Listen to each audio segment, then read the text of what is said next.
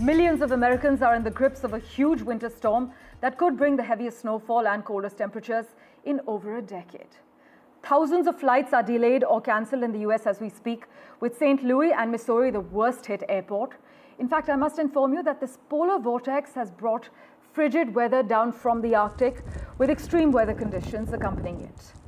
Kansas and Missouri are under blizzard warnings with whiteout conditions forecast, and a state of emergency has been imposed meanwhile in the states of Kentucky, Virginia, West Virginia, Kansas, Arkansas, and Missouri. Well, for further clarity, we have with us live from Washington, D.C. at the moment, Ray Locker joining us. Ray, thanks so much as always for making time for us. How severe is this storm compared to recent winter weather events? And what areas are expected to be the most impacted? Well, it's mostly hitting the Great Plains states, moving eastward and kind of this belt along the lower Midwest, northern and southern states.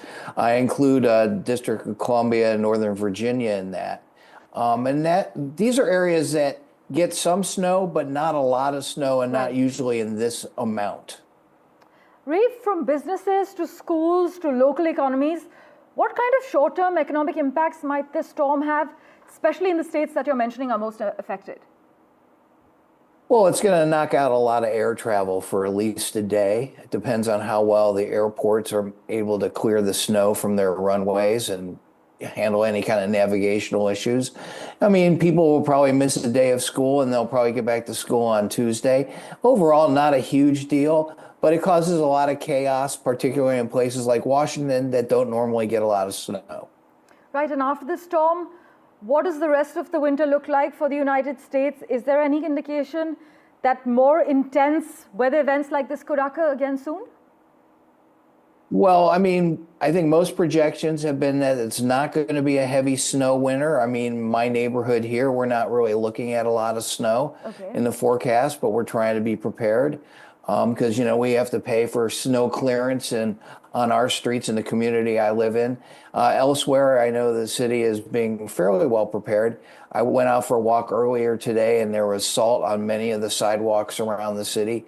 So, you know, I mean, people were prepared as well as they can be. It's always funny in Washington because you have people from all over the country who live here, and a lot of them from like places like Minnesota or New York or Wisconsin always laugh at how Washingtonians deal with an impending snowstorm, whether it's 1 inch or 6 inches. So earlier at grocery stores, you had a lot of people buying food as if they don't have any food at their homes right now. Ray, as always, thanks so much for joining us with a ground update. I must inform our viewers here that a state of emergency has been declared in the states of Kentucky, Virginia, West Virginia, Kansas, Arkansas, and Missouri as we speak.